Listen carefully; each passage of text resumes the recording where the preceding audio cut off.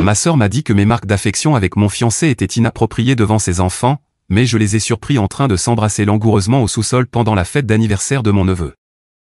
Elle utilise Reddit, pas moi, mais je me suis dit que si les conseils que je recevais venaient de cette plateforme, peut-être qu'elle écouterait. Je n'aurais jamais imaginé me retrouver ici à raconter mes histoires de famille, mais j'ai besoin de vider mon sac et peut-être d'obtenir un avis sur la façon dont j'ai géré la situation. D'abord, laissez-moi vous donner un peu de contexte sur notre dynamique familiale. Maëve, 31 ans, et moi, 25 ans, avons grandi très proches malgré nos 6 ans d'écart. Nos parents travaillaient beaucoup quand nous étions enfants, donc c'est souvent Maëve qui s'occupait de moi après l'école. Elle m'aidait pour mes devoirs, me préparait des goûters et chassait les monstres sous mon lit. Elle était plus qu'une grande sœur, elle était ma protectrice, ma confidente et ma meilleure amie. Quand j'ai fait mon coming out bisexuel à 19 ans, Maëve a été la première personne à qui je l'ai dit. Je me souviens avoir été terrifié, même si notre famille était plutôt progressiste. Elle m'a serré très fort dans ses bras, m'a dit qu'elle m'aimerait toujours quoi qu'il arrive et m'a promis de m'aider à en parler à nos parents. Maman et papa ont eu besoin de temps pour digérer l'information, mais Maëve est restée à mes côtés à chaque étape, me défendant et les aidant à comprendre. Elle est même allée avec eux à des réunions du PFLAG pour les soutenir dans leur apprentissage. C'est ce genre de sœur qu'elle était. J'ai rencontré Coulsan, 24 ans, il y a 2 ans lors de la pendaison de crémaillère d'une amie commune, Sarah. Je ne cherchais pas de relation à l'époque, je sortais d'une rupture compliquée et je me concentrais sur ma carrière, mais Coulsan a tout changé. De toute façon, c'est toujours quand on dit qu'on ne cherche pas que la bonne personne arrive. Il était différent de tous ceux que j'avais fréquentés auparavant. Il avait tout ce que je voulais chez un partenaire, alors j'avais beau dire que je ne cherchais rien, le destin avait clairement d'autres plans. Quand je l'ai présenté à ma famille 3 mois après le début de notre relation, Maëve était ravie. Elle ne cessait de répéter à tout le monde à quel point nous étions parfaits ensemble et qu'elle ne m'avait jamais vue aussi heureuse. Coulsan est vite devenu un membre à part entière de la famille. Il passait ses week-ends à aider mon père avec sa voiture de collection, échangeait des recettes avec ma mère et jouait pendant des heures avec les enfants de Maëve. Le mari de Maëve, Eric, et Coulsan sont également devenus de bons amis, allant souvent pêcher ensemble. Quand Coulsan m'a demandé en mariage il y a 6 mois pendant nos vacances à Minorque, Maëve a été la première personne que j'ai appelée. Elle a pleuré avec moi au téléphone et a immédiatement commencé à planifier mon enterrement de vie de jeune fille.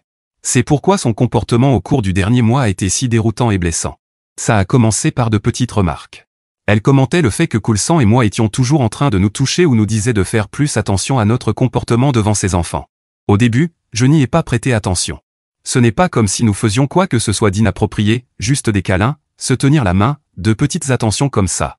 Maëve a toujours été un peu surprotectrice avec ses enfants. L'aîné a presque 6 ans, le second 4 ans, et la petite dernière 2 ans. J'ai pensé qu'elle agissait simplement en mère soucieuse. Dimanche dernier, les choses ont dégénéré. Nous étions à notre déjeuner familial hebdomadaire chez mes parents, une tradition que nous avons gardée depuis que Maëve et moi avons quitté la maison. Ces repas sont d'ordinaire le moment fort de ma semaine. Nous nous retrouvons tous, profitons de la cuisine incroyable de maman, rattrapons les nouvelles et savourons le temps passé ensemble. Eric était là avec les enfants, et tout semblait normal au début. J'ai passé l'après-midi à servir de terrain de jeu à mes neveux. Ils venaient de voir un film de super-héros et étaient convaincus d'avoir des pouvoirs spéciaux. J'étais leur victime volontaire pendant qu'ils démontraient leur super force en grimpant sur moi. Pendant ce temps, j'étais complètement distraite et je n'ai pas remarqué que Maëve avait pris Coulsan à part. Après le déjeuner, nous sommes allés dans le salon pour nous détendre. Comme d'habitude, j'ai pris la main de Coulsan, un petit geste que nous faisons depuis le début de notre relation, juste pour garder un lien. À ma surprise, il a retiré sa main. Quand je l'ai regardé, interloqué, il m'a adressé un petit signe de tête, notre code pour dire on en parlera plus tard. J'ai trouvé ça étrange, mais je n'allais pas faire une scène devant tout le monde. Le reste de l'après-midi, j'ai remarqué que Coulsan se comportait différemment. Pas vraiment froid, mais clairement plus distant que d'habitude. Le seul contact physique que nous avons eu, c'est quand il avait une démangeaison sous l'oreille. Il a guidé ma main jusqu'à l'endroit, car il ne voulait pas se gratter et aggraver la chose, alors j'ai juste posé mon bras sur son épaule et caressé doucement l'endroit. Ça, plus la main tenue au début, c'était l'intégralité de nos gestes affectueux ce jour-là. En rentrant à la maison, je lui ai immédiatement demandé ce qui se passait. C'est là qu'il m'a parlé de sa conversation avec Maëve. Elle l'avait coincé dans la cuisine pour lui dire que nos démonstrations d'affection étaient inappropriées devant ses enfants. Elle ne voulait pas qu'il pose de questions et estimait que nous devions nous calmer. J'étais furieuse. C'était gonflé venant de Maëve, qui s'assoit régulièrement sur les genoux d'Eric pendant les réunions de famille. Elle et Eric sont constamment en train de se toucher, de se tenir la main, et de s'échanger de petits baisers. La semaine précédente encore, elle était pratiquement allongée sur lui pendant une soirée cinéma chez nos parents. Maman et papa sont eux aussi affectueux, ils se tiennent toujours par la main pendant leur promenade du soir et s'embrassent pour se dire au revoir. Personne n'a jamais trouvé ça déplacé, car ce sont des gestes innocents et normaux d'amour entre deux personnes. Koulsan a dit qu'il avait essayé de nous défendre, en soulignant que nous n'avions jamais été inappropriés ou inconscients de notre entourage. Il a dit que Maëve avait insisté et qu'il avait eu l'impression qu'elle l'avait abordé lui plutôt que moi parce qu'elle savait que je ne le prendrais pas bien. Là-dessus, au moins, elle avait raison. Je l'ai appelé immédiatement, je n'allais pas laisser passer ce double standard. Je lui ai dit exactement ce que je pensais de son hypocrisie. J'ai souligné que ses enfants se fichaient bien que je tienne la main de Koulsan ou que je lui fasse un câlin. Ce sont les mêmes enfants qui se jettent sur nous pendant les soirées films, qui nous supplient de les poursuivre dans le jardin, et qui ne voient aucun mal à l'affection physique puisqu'ils y sont habitués à la maison. J'ai demandé à Maëve en quoi notre comportement était différent du sien avec Eric, ou de l'affection de nos parents. Elle a simplement dit, c'est différent, mais sur un ton qui m'a mis hors de moi. J'ai perdu patience. Je lui ai dit clairement de ne plus jamais s'adresser à mon fiancé de cette manière. Peut-être que j'ai été trop agressive, peut-être que j'aurais pu m'y prendre autrement, mais j'étais blessée et en colère. Ce n'était pas juste une question de manifestation d'affection, c'était comme une trahison complète de son soutien à ma relation. Ça venait de la sœur qui avait toujours été ma plus grande alliée, qui m'avait aidé à m'accepter et à m'aimer, qui avait célébré ma relation avec Koulsan dès le premier jour. J'ai terminé l'appel en me disant, ce n'est pas la Maëve que je connais. Quelque chose a changé, mais je n'arrive pas à comprendre quoi. J'ai essayé de la recontacter plus tard, en espérant que nous pourrions avoir une conversation plus calme sur ce qui la dérange vraiment, mais elle ne répond pas à mes messages. Pour l'instant, je lui laisse de l'espace, mais je n'arrive pas à me défaire de l'impression qu'il y a quelque chose de plus derrière tout ça. Sa façon d'agir, ce problème soudain avec ma relation, le fait qu'elle se soit adressée spécifiquement à Koulsan, rien de tout cela n'a de sens. J'aimerais juste savoir ce qui se passe vraiment. Mise à jour 1. Cela fait 2 semaines depuis mon dernier message, et j'aimerais ne pas avoir à écrire cette mise à jour. Tout ce que je croyais savoir sur ma vie, ma relation et ma famille s'est complètement effondré. J'ai découvert pourquoi Maëve agissait de façon si étrange, et honnêtement, il aurait été plus facile de rester dans l'ignorance. Mais de toute façon, tôt ou tard, j'allais devoir apprendre la vérité. Le week-end dernier, c'était l'anniversaire des 6 ans de mon neveu Ryan. Mes parents ont organisé la fête chez eux, car ils ont un grand jardin, parfait pour les enfants et les activités. Maman avait tout préparé sur le thème des super-héros, décorations partout, jeux dans le jardin, et même un petit château gonflable. Ryan était aux anges, courant partout dans son costume de Captain America. Les choses étaient encore tendues entre Maëve et moi, mais nous faisions toutes les deux des efforts pour rester cordiales pour Ryan. Elle avait cessé de faire des remarques sur Koulsan et moi, et je faisais de mon mieux pour éviter toute situation qui pourrait provoquer un conflit. Koulsan était particulièrement serviable, faisant des courses, organisant des jeux, et divertissant les enfants. Avec le recul, je me rends compte qu'il essayait probablement d'apaiser sa conscience coupable. La fête se passait très bien. Il y avait environ 30 personnes, surtout de la famille, plus quelques camarades d'école de Ryan et leurs parents. Les enfants s'amusaient comme des fous avec les jeux et les activités, les adultes discutaient et passaient un bon moment, et pendant un instant, tout semblait presque normal à nouveau. Même Eric, qui avait remarqué la tension entre Maëve et moi, semblait détendu et heureux en faisant griller les burgers avec papa. Au fil de l'après-midi, les invités commençaient à partir. Vers 20h, il ne restait plus qu'une dizaine de personnes, la famille proche et quelques amis proches.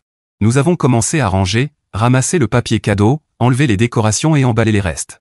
Maëve était dans la cuisine à mettre des parts de gâteaux dans des boîtes à emporter. Papa et Eric démontaient les jeux dehors, et j'aidais ma tante à ramasser les gobelets et assiettes qui traînaient. Je me suis rendu compte que je n'avais pas vu Koulsan depuis un moment, rien d'inhabituel, puisqu'il aimait toujours donner un coup de main. J'ai supposé qu'il était descendu à la cave pour chercher des sacs poubelles ou remonter les chaises qu'on y avait rangées plus tôt. J'ai décidé d'aller voir s'il avait besoin d'aide pour porter quelque chose. La cave de mes parents n'est pas aménagée, mais il y a une pièce de rangement séparée où l'on garde les décorations de Noël, les vieux meubles et les fournitures de fête. En descendant les escaliers, j'ai entendu des voix venant de cette pièce.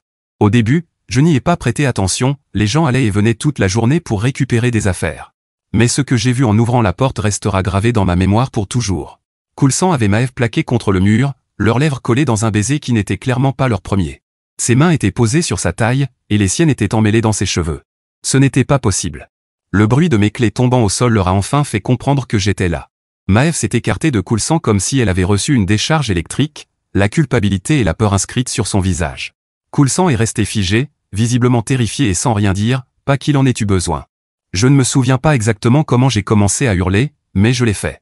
J'ai exigé de savoir depuis combien de temps ça durait, comment il pouvait me faire ça, à moi, à Eric. Le vacarme a fait accourir tout le monde à la cave. Je n'oublierai jamais le visage d'Eric lorsqu'il a compris la scène, le rouge à lèvres étalé sur Maëve, l'expression coupable de Koulsan, mes larmes. Il a compris instantanément ce qui s'était passé. Il a bondi sur Koulsan, mais heureusement, mon père et mon oncle étaient juste derrière lui et ont réussi à le retenir. Ma tante est vite montée à l'étage pour s'assurer que les enfants soient distraits et n'entendent pas la dispute. Mais c'est la réaction de ma mère qui m'a complètement brisé. Au lieu d'être en colère contre Maëv et Coulsan, au lieu d'essayer de me réconforter, elle a commencé à me reprocher d'avoir fait tellement de bruit que les enfants auraient pu entendre. Elle m'a rappelé que c'était l'anniversaire de Ryan. Mon fiancé et ma sœur venaient juste de tout détruire pour moi, et ma mère s'inquiétait que les enfants découvrent que leur mère était une trompeuse. Alors je suis sorti vers ma voiture, ignorant tout ce qu'il me disait. Coulsan a essayé de me suivre, en bafouillant des absurdités du genre que ce n'était pas ce que ça avait l'air. Je lui ai dit que s'il s'approchait encore, je lui donnerais un coup de pied dans les parties. Et je le pensais vraiment. Eric m'a appelé hier, il loge chez son frère en attendant de décider quoi faire. Selon lui, Maëv a essayé de justifier ça comme une erreur ponctuelle, un moment de faiblesse. Aucun de nous n'y croit. Son comportement du mois dernier, ses problèmes soudains avec ma relation avec Coulsan, tout prend un sens horrible maintenant. Elle ne voulait pas que je montre de l'affection en public avec mon fiancé parce qu'elle voulait toutes ses attentions pour elle-même. Elle voulait être celle avec qui Coulsan montrait de l'affection en public. Mes parents continuent d'appeler et de laisser des messages. Je ne veux parler à personne. La seule personne à qui j'ai parlé, c'est Eric, parce que c'est le seul qui comprenne vraiment ce que je traverse, et il vit probablement la même chose que moi. Ma mère, en particulier, n'est ni en colère contre moi ni préoccupée par mon état émotionnel. Non, elle s'inquiète de l'impact que ça aura sur les enfants, de ce que les gens diront sur la réputation de la famille, et parce que ce n'était qu'un baiser. Eric et moi, nous ne pensons pas que ce n'était qu'un baiser, c'est simplement tout ce que nous avons surpris. Parfois, je me dis que si j'étais descendu au sous-sol quelques minutes plus tard, j'aurais peut-être trouvé quelque chose de pire. J'écris ceci depuis le canapé de ma meilleure amie, parce que je ne supporte pas d'être dans l'appartement que je partageais avec Coulsan. Je ne cesse de penser à toutes les fois où ils ont été seuls ensemble, me demandant depuis combien de temps ça durait, combien de réunions de famille ils ont utilisées comme occasion pour se cacher derrière mon dos. C'est ça, le pire, parce que ça te fait te sentir encore plus stupide à cause de ces gens. Ce n'est pas seulement la tromperie, c'est tout ce qui vient après. Je me demande sans cesse si Maëv et Coulsan riaient de moi derrière mon dos. Mise à jour 2. Dans les 2 mois qui se sont écoulés depuis mon dernier message ici, ou même depuis que je me suis connecté, parce que je ne voulais pas penser à tout ça, j'ai beaucoup à écrire. Beaucoup m'ont demandé ce que j'avais fait après cette nuit-là. La première chose que j'ai faite, c'est de déménager de l'appartement que je partageais avec Coulsan. Je ne pouvais pas supporter d'y rester. Partout où je regardais, il y avait des rappels de notre vie ensemble, la machine à café qu'il m'avait offerte pour mon anniversaire, les photos sur les murs, même les stupides coussins que nous avions mis 1 heure à choisir chez IKEA. Tout me semblait contaminé. Mon ami m'a aidé à emballer l'essentiel pendant que Coulsan était au travail. J'ai laissé ma bague sur le comptoir de la cuisine, avec un mot lui disant de me laisser tranquille. Je suis resté chez elle un moment, mais heureusement, j'ai vite trouvé un petit studio de l'autre côté de la ville. Rien de luxueux, juste une pièce principale avec une petite cuisine et une salle de bain, mais assez pour m'éloigner. Et petit à petit, j'ai commencé à en faire mon chez-moi, peindre les murs, acheter de nouveaux meubles, et le rendre vraiment mien. Malheureusement, Coulsan n'a pas compris qu'il devait me laisser tranquille. Pendant des semaines après mon départ, il a essayé de me contacter. Il a laissé des messages vocaux en pleurant, disant combien il était désolé, que c'était une terrible erreur, qu'il ferait n'importe quoi pour arranger les choses. Il a envoyé des emails affirmant que ça n'était arrivé qu'une fois, ce que je sais être faux, qu'il était ivre, autre mensonge, que Maëv l'avait séduit, comme si ça rendait la chose moins grave. Il a même tenté de m'atteindre par des amis communs, leur envoyant des messages sur combien je lui manquais et qu'il voulait qu'on se réconcilie. Je l'ai bloqué partout, téléphone, email, réseaux sociaux. J'ai dit à nos amis que je ne voulais rien entendre à son sujet. La plupart ont compris et soutenu ma décision. Certains ont voulu jouer les avocats du diable, suggérant que je devrais peut-être l'écouter, que les gens font des erreurs. Ces amis-là ont été rapidement bloqués aussi. Je ne pense pas qu'on puisse encore les appeler des amis. La situation avec ma famille est encore plus compliquée. Eric a demandé le divorce après avoir découvert que Maëv avait menti sur bien plus que cet incident. Ses cours de yoga supplémentaires qu'elle avait commencé il y a quelques mois, en réalité, elle retrouvait Coulsan. Les fois où elle disait travailler tard, encore des mensonges. Eric a trouvé des dépenses sur sa carte bancaire dans des restaurants et hôtels, à des dates où elle était censée travailler ou être au yoga. Comme nous le soupçonnions depuis le début, la trahison n'était pas seulement ce baiser, c'était bien plus profond. La réaction de ma mère à tout ça me laisse encore perplexe et me blesse. Elle me reproche encore la façon dont les choses se sont terminées. Selon elle, si j'avais géré les choses plus discrètement à l'anniversaire, Eric aurait peut-être été prêt à arranger les choses avec Maëv. Elle semble penser que ma réaction en découvrant ma sœur et mon fiancé en train de s'embrasser est ce qui a ruiné le mariage de ma sœur, pas l'infidélité elle-même. Les contorsions mentales qu'elle fait pour transformer Maëv en victime sont ahurissantes. Mon père ne dit pas grand-chose, mais il a toujours été un homme de peu de mots. Il m'a appelé plusieurs fois pour me demander comment j'allais et m'a même emmené manger une glace, comme quand j'étais petite. Il sait parfaitement que la glace est le moyen le plus rapide de me remonter le moral. Je n'ai pas besoin de mots de sa part, juste de sa compagnie. Ce qui vaut infiniment mieux que ce que fait ma mère. Je me suis plongé dans le travail et dans tout ce qui peut occuper mon esprit, réfléchir est la dernière chose que je veux faire en ce moment, parce que tout revient à ce jour-là et à tout ce que j'imagine qu'il faisait dans mon dos. J'ai commencé à prendre des cours de photographie en soirée au centre communautaire local, quelque chose que je voulais faire, mais que Koulsan m'avait toujours découragé. Il avait toujours une raison pour que je ne le fasse pas, trop cher, trop chronophage, nous devrions plutôt économiser pour le mariage. Mes collègues ont été formidables pendant tout cela. Mon patron m'a confié des projets supplémentaires pour que je puisse me concentrer dessus, et mon équipe a pris le relais les jours où tout me semblait trop lourd à supporter. Je me suis fait de nouveaux amis dans mon cours de photographie, des gens qui ne connaissent pas mon histoire ni les drames familiaux, ce qui me permet de parler d'autre chose. C'est rafraîchissant de passer du temps avec des personnes qui ne me connaissent que comme moi, pas comme la femme dont la sœur et le fiancé l'ont trahi. Le plus difficile dans tout ça, c'est de ne pas voir mes nièces et neveux. Ma mère ne manque jamais de me le rappeler à chaque fois qu'il l'appelle, me disant à quel point les enfants demandent après leur tante, qu'ils s'ennuient de nos soirées cinéma et jeux de société. Elle s'en sert pour essayer de me manipuler afin que je pardonne à Maëv, pour réparer tout ce que sa précieuse Maëv a gâché. Ces enfants me manquent énormément, ils sont innocents dans cette histoire, mais les voir signifie voir Maëv, et je ne suis pas prête à ça. Peut-être que je ne le serai jamais. Ces jours et ces semaines ne sont pas faciles pour moi, mais chaque jour où je mets plus de distance entre moi, Koulsan et ma sœur est un jour de plus vers la guérison. Chaque fois que j'ignore un appel manipulateur de ma mère, je me rappelle que je n'ai pas à accepter un comportement toxique simplement parce qu'il vient de la famille. Mise à jour 3. Cela fait 6 mois, et la semaine dernière, Maëv a essayé de me contacter. Elle m'a envoyé un long email que j'ai dû lire une centaine de fois, non pas parce que j'envisageais de lui pardonner, mais parce que je n'arrivais pas à croire à l'aplomb qu'elle avait. Elle disait qu'elle était désolée, qu'elle avait traversé une période difficile dans son mariage, qu'elle n'avait jamais eu l'intention de me blesser. Elle disait qu'elle avait rompu avec Koulsan il y a des mois et qu'elle avait réalisé la grosse erreur qu'elle avait commise. Elle écrivait qu'elle regrettait sa sœur et voulait réparer notre relation. Je n'ai pas répondu, et je ne pense pas qu'elle s'attende vraiment à ce que je le fasse. La vérité, c'est que ma sœur me manque, mais c'est l'ancienne sœur qui me manque, pas l'idiote qui a couché avec mon fiancé. Cette personne est morte ce jour-là, une mort qui se préparait depuis longtemps, attendant juste que je la découvre. Sa réincarnation est quelqu'un que je ne reconnais pas et que je ne veux pas connaître. Le divorce d'Eric et Maëv a été finalisé le mois dernier. Il a obtenu la garde partagée des enfants, et j'en suis heureuse. C'est un excellent père, et ses enfants ont besoin d'au moins un parent stable dans leur vie. Il m'arrive de les voir au parc ou de les emmener manger une glace, oui, mon point faible, dans des lieux neutres où je suis sûr de ne pas croiser Maëv. Les enfants ne comprennent pas entièrement ce qui s'est passé, mais ils savent que quelque chose ne va pas. Mon neveu aîné m'a demandé la semaine dernière pourquoi je ne venais plus à la maison. Je l'ai simplement serré dans mes bras et je lui ai dit que parfois, les adultes ont besoin de prendre leur distance. Ma mère continue de penser que je devrais pardonner à Maëv. Elle m'a appelé hier pour me dire que Maëv n'allait pas bien, qu'elle avait perdu beaucoup de poids et semblait dépressive. Eh bien, elle devrait l'être, elle a beaucoup perdu à force de trop se concentrer sur ce qu'il y a entre ses jambes. Je crois que ma mère pensait me faire culpabiliser ou m'inquiéter, mais tout ce que j'ai ressenti, c'est de la colère. Où était cette préoccupation quand c'est moi qui étais en dépression? En fait, j'ai croisé Koulsan au supermarché la semaine dernière. C'était la première fois que je le voyais depuis cette nuit chez mes parents.